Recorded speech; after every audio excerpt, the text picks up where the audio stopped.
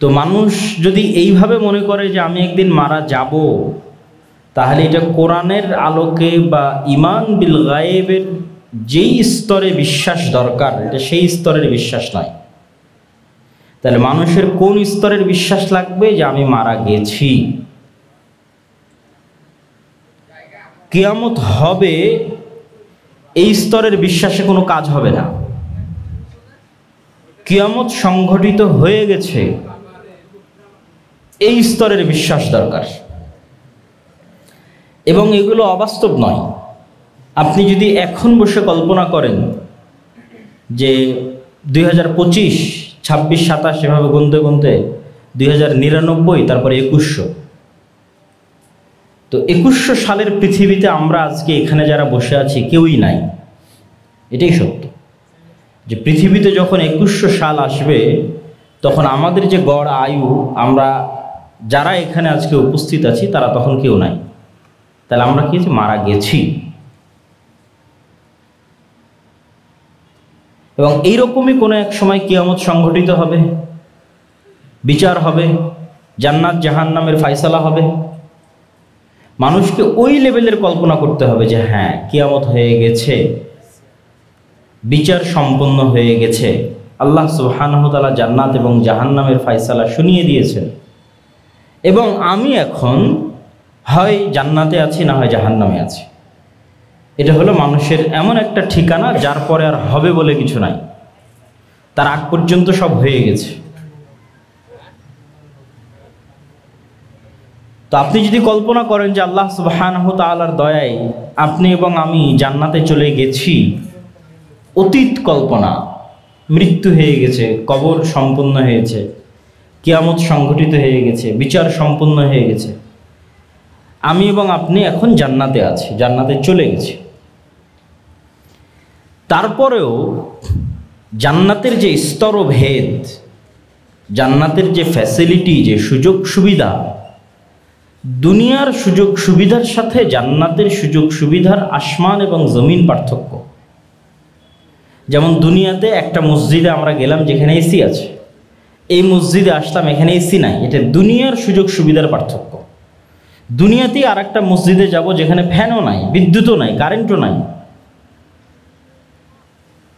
দুনিয়ারই একটা মসজিদে যাব যেখানে হয়তো টাইলস আছে, এমন টাইলস যা রোদেও ঠান্ডা থাকে। এগুলো দুনিয়াবি সুযোগ সুবিধাগত পার্থক্য। এর চাইতে বড় পার্থক্য তৈরি হবে জান্নাতে। দুনিয়ার পার্থক্য দেখে মানুষের যতটুকু আফসোস হয় যে ওর বাড়িতে এসি আছে আমার বাড়িতে নাই, ওর বাড়িতে কারেন্ট আছে আমার বাড়িতে নাই, ওর বাড়িতে ফ্রিজ আছে আমার বাড়িতে নাই, এই দুনিয়াবি সামান্য সুযোগ সুবিধা দেখে মানুষের মধ্যে যে আফসোস তৈরি হয়, জান্নাতের সুযোগ সুবিধার পার্থক্য এত বেশি যে ওখানকার আফসোসের মাত্রা হবে আরও বেশি। আমি জাহান্নামের কথা বলতেছি না, জান্নাতে যাওয়ার পর যে আফসোস হবে জান্নাতের সুযোগ সুবিধার পার্থক্যের কারণে। আমাদেরকে যদি সর্বনিম্ন স্তরের জান্নাতও দেওয়া হয়, তাহলে তার প্রশস্ততা আসমান এবং জমিনের সমান, তথা একজন ব্যক্তির রাজত্বই থাকবে আসমান এবং জমিনের সমান। এই 1-2 কাঠা নয়, সমগ্র পৃথিবী আল্লাহ সুবহানাহু ওয়া তাআলা তাকে দিয়ে দেবেন। কিন্তু তারপরও আফসোস, একটা সুবিধাগত পার্থক্য বলি, যে জান্নাতের একটা ফ্যাসিলিটিগত পার্থক্য। যারা জান্নাতের সর্বোচ্চ স্তরে আছে, তারা হয়তো এমনও স্তরে কেউ আছে যে সব সময় আল্লাহ সুবহানাহু ওয়া তাআলাকে দেখছে। এমনও স্তরে কেউ আছে যে হয়তো 1 সপ্তাহে দেখছে, কেউ হয়তো 1 মাসে দেখছে। আর আমরা হয়তো এমন সর্বনিম্ন স্তরে আছি যেখানে মাসকে মাস, বছরকে বছর পার হয়ে গেলেও আল্লাহ সুবহানাহু ওয়া তাআলার সাক্ষাৎ হয় না, দেখা হয় না। শুধু এই একটা সুযোগ সুবিধাগত পার্থক্য জান্নাতীদের হৃদয়ে যেই পরিমাণ আফসোস তৈরি করবে, এটা আমি জাহান্নামীদের হৃদয়ের আফসোস বলছি না। আমরা তো জান্নাতে চলেই গেছি, কিন্তু চলে যাওয়ার পর যে সুযোগ সুবিধার পার্থক্য তৈরি হয়েছে জান্নাতের স্তরে, তার একটা সুবিধাগত পার্থক্য বললাম আল্লাহ সুবহানাহু ওয়া তাআলাকে দেখা এবং না দেখা।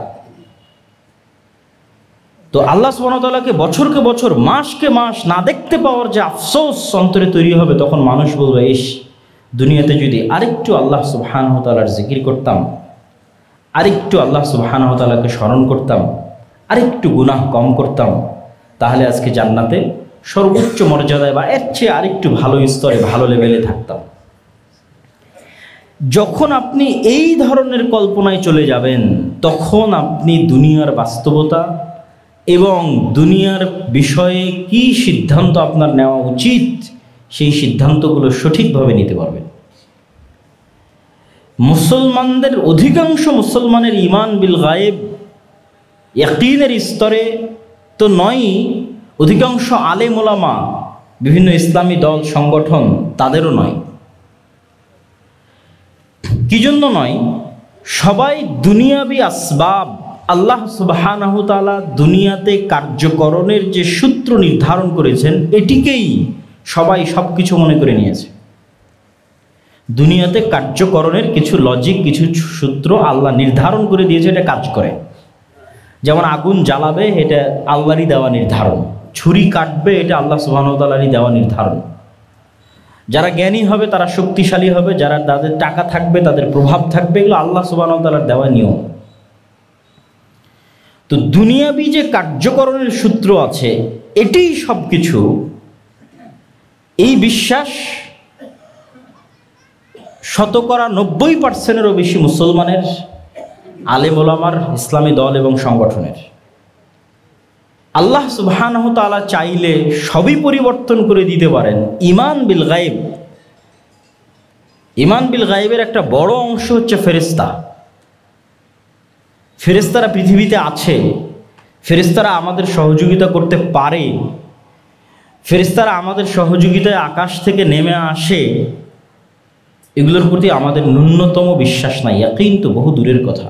হ্যাঁ, মুখে বলার সময় বলেছি আমানতু বিল্লাহি ওয়া মালাইকাতিহি ওয়া কুতুবিহি ওয়া রাসূলিহি, যে ঈমান আনয়ন করছি আল্লাহর উপর, আল্লাহর ফেরেশতার উপর, পরকালের উপর, কিন্তু বাস্তবে কারো ঈমান নাই। মুসা আলাইহিস সালাতু ওয়াস সালামকে আল্লাহ সুবহানাহু তাআলা এটাই শিখিয়েছিলেন যে তুমি বাস্তবে যা চোখে দেখো, এটা হচ্ছে দুনিয়াবি কার্যকরণের সূত্র যা আল্লাহ নির্ধারণ করেছে। কিন্তু আল্লাহ সুবহানাহু তাআলা চাইলে এটিকে মুহূর্তে পরিবর্তন করে দিতে পারেন। এটি আল্লাহর শক্তি এবং আল্লাহর ক্ষমতার উপর বিশ্বাস। এটা যেন মুসা আলাইহিস সালাতু ওয়াস সালাম খুব ভালোভাবে অনুভব করতে পারে। কেন মুসা আলাইহিস সালাম এত দুর্বল ছিলেন ফেরাউনের তুলনায়। আজকের মুসলমানেরা, আজকের বিশ্বের যারা মহাশক্তিধর, তাদের তুলনায় অত দুর্বল নয়। যত দুর্বল মুসা আলাইহিস সালাম এবং বানু ইসরাইল ফেরাউনের শক্তির কাছে ছিল, ফেরাউনের শক্তির কাছে মুসা এবং বানু ইসরাইল যত অসহায় ছিল, আজকের বিশ্বের মুসলমানেরা, আজকের যে সমস্ত জালিম রাষ্ট্র আছে, তাদের কাছে অত অসহায় নয়। তাহলে যখন মুসা আলাইহিস সালাতু ওয়াস সালাম সর্বোচ্চ অসহায়, তখন দুনিয়াবি কার্যকরণের কোনো সূত্র যেটা দিয়ে দুনিয়াতে কাজ হয়, সৈন্য সামন্ত লাগবে, অস্ত্রপাতি লাগবে, এগুলি কিছু নাই। না অস্ত্র আছে, সব লোক যারা তার নিজের জাতির, স্বজাতির, স্বগোত্রের সব গোলাম, কৃতদাস, সব ফেরাউনের কৃতদাস। তাহলে উনি কিভাবে স্বপ্ন দেখবে যে ফেরাউনের এই 1000 বছরের রাজত্ব, বিশাল সেনাবাহিনী, বিশাল পুলিশ, অস্ত্রপাতি, বিশাল জাদুঘরদের বাহিনী, এদের সাথে উনি কি নিয়ে লড়াই করবে? উনি যদি শুধু দুনিয়াবি জিনিসের উপর ভরসা করে থাকে, তাহলে তো সম্ভব নয়। এই জন্য আল্লাহ সুবহানাহু ওয়া তাআলা ওনার হাতের লাঠিকে জ্যান্ত সাপ করে দিলেন।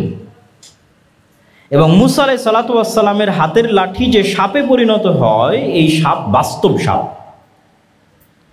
এবং জাদুকরদের সিজদা করার কারণও এটি, কেননা জাদুকরদের হাতেও যে লাঠি ছিল, যে দড়ি ছিল, সেগুলোও কিন্তু সাপ হয়েছিল।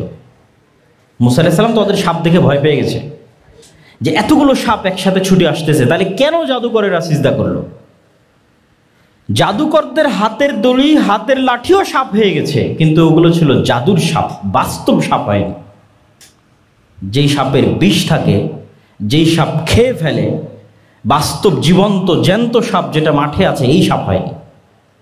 কিন্তু মুসা আলাইহিস সালাম যখন তার লাঠি ছেড়ে দিয়েছে, তখন এই লাঠিটা বাস্তব সাপে পরিণত হয়ে গেছে। তখন জাদুকরেরা বলছে তো জাদু নয়।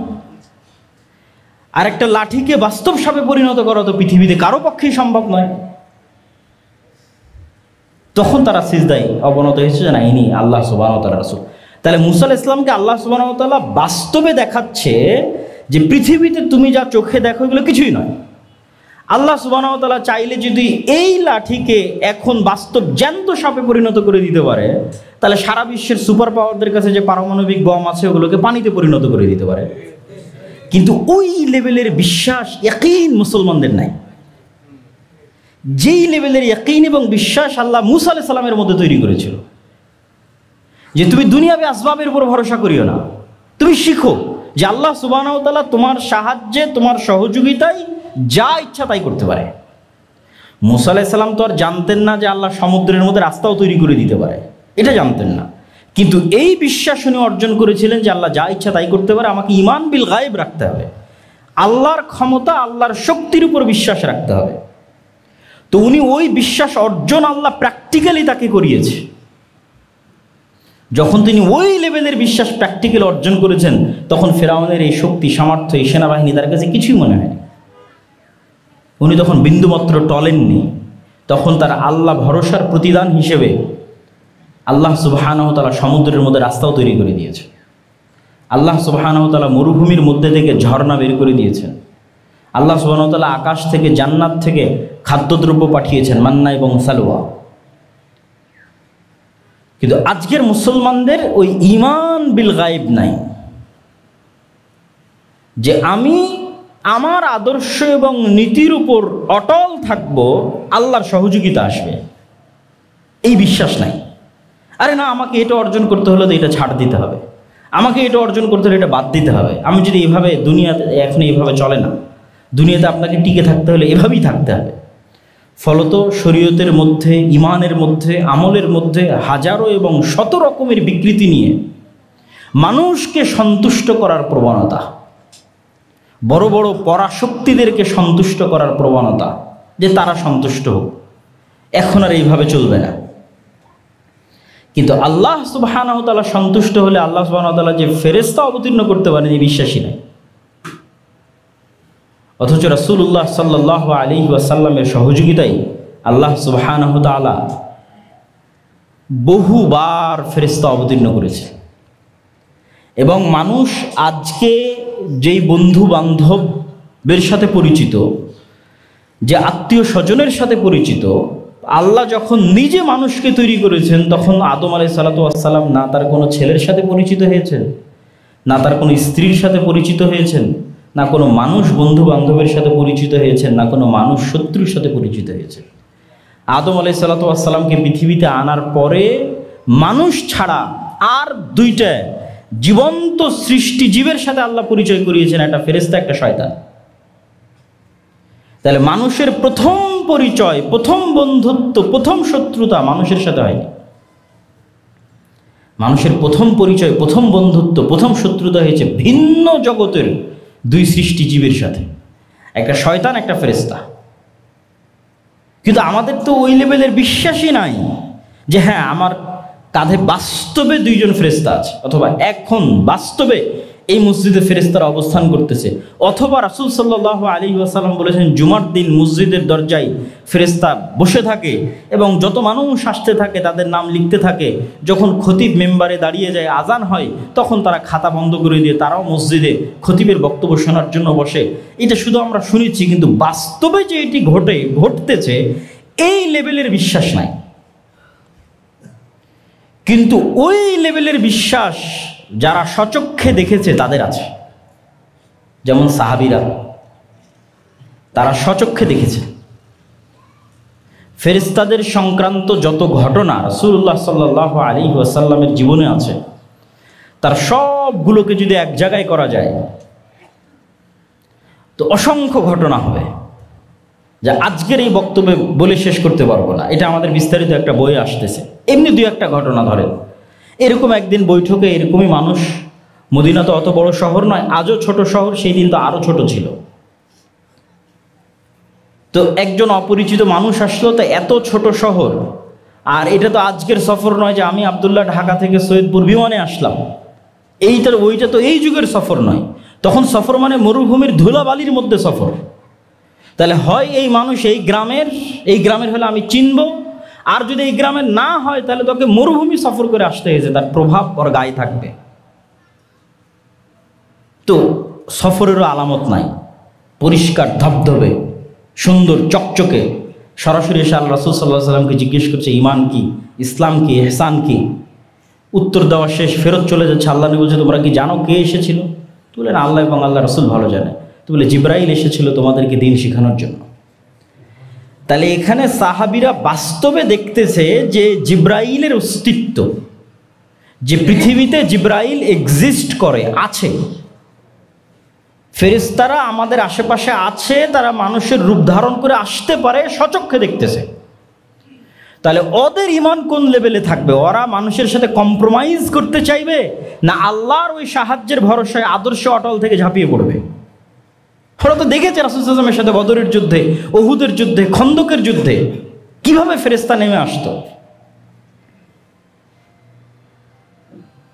সাদ বিন মুআজের জানাজার ক্ষেত্রে রাসূল সাল্লাল্লাহু আলাইহি ওয়াসাল্লাম বলছেন যে সাদ বিন মুআজের জানাজায় ৭০,০০০ ফেরেশতা অংশগ্রহণ করেছে, এবং তার লাশ যখন ভারী হচ্ছিল ওজনে, রাসূল সাল্লাল্লাহু আলাইহি ওয়াসাল্লাম বললেন এই লাশের সাথে ফেরেশতা আছে এত বেশি পরিমাণে যে লাশের ওজন ভারী হয়ে গেছে।